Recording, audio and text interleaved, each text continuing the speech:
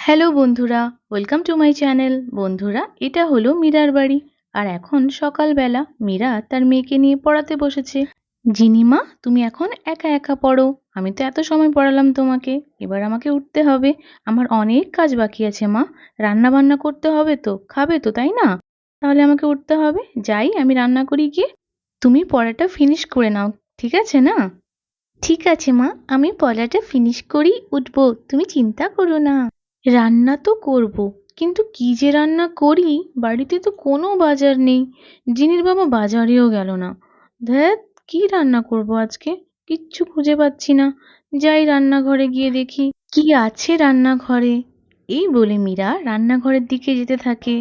এই কয়েকটা ছোট ছোট আলু আর এইটুকু চাল, এ দিয়ে যে কি রান্না করি? মেয়েটা তো আমার আবার মাছ না হলে খেতে চায় না। ভালো লাগছে না, কি করি? হ্যাঁ, আজকে জমি থেকে শাক তুলে আনবো, শাক ভাজা আর এই ছোট ছোট আলুর দম বানাবো আমি। জিনি তো আলুর দম খেতেও ভালোবাসে। সোনামা, তুমি একটু পড়ো, আমি একটু জমি থেকে ঘুরে আসছি।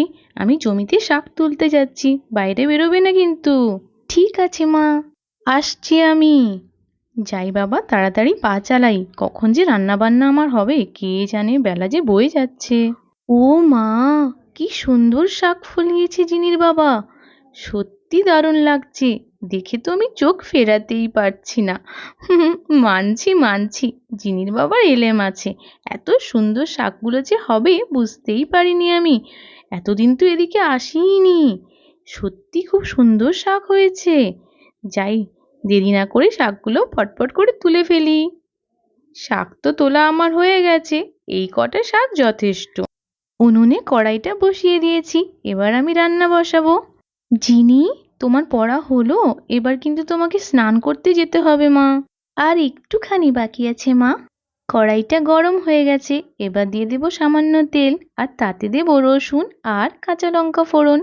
শাক ভাজাতে রসুন ফোড়ন দারুণ লাগে। একটু নেড়ে নিয়ে দিয়ে দেব শাক। এবার শাকটা দিয়ে তারপরে দেব নুন আর হলুদ। তারপরে খানিকক্ষণ নাড়াচাড়া করলেই হয়ে যাবে আমাদের শাক ভাজা। দেখো বন্ধুরা, মীরা কত সুন্দর শাক ভেজেছে। এবার হবে আলুর দম। তার জন্য আলুগুলোকে প্রথমে জল দিয়ে আমি একটু ধুয়ে নিচ্ছি। তারপর একটা প্রেসার কুকারে আলু আর জল দিয়ে উনুনে বসিয়ে দেব। এরপর দুটো সিটি পড়া অবধি আমরা একটু ওয়েট করব। তারপর হয়ে যাবে আমাদের আলুটা সেদ্ধ। সেদ্ধ হয়ে যাওয়ার পর আলুটা আমরা একটা পাত্রে ঢেলে নেব। এরপর আমরা আলুগুলোকে ছাড়িয়ে নেব। এবার দেখো, আমরা আলুগুলোকে ভেজে নিচ্ছি। গরম কড়াইয়ে তেল দেব, তারপর দিয়ে দেব সেদ্ধ করা আলুগুলো।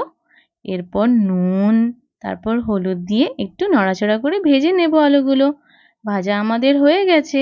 এরপর একটা পাত্রে তুলে নিচ্ছি।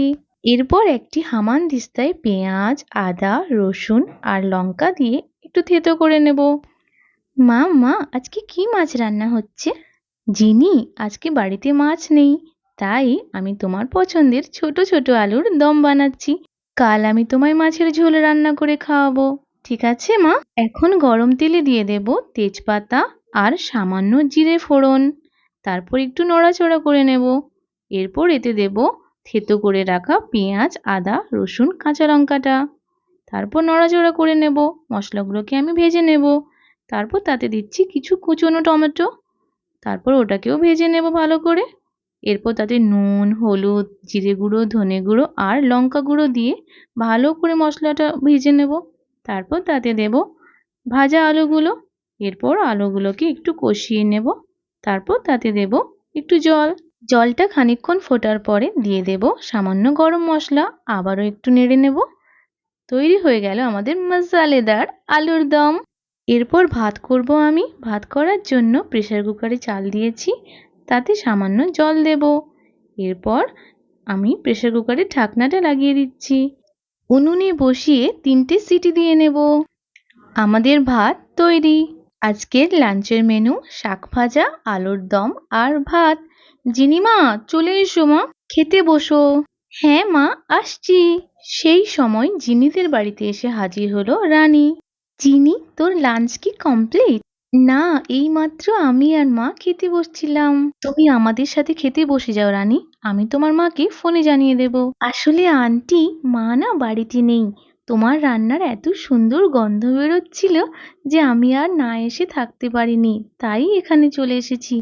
আর আমার তোমার রান্না খেতে দারুণ লাগে। তোমার কোনো অসুবিধে হবে না তো আন্টি, আমি যদি এখানে খাই?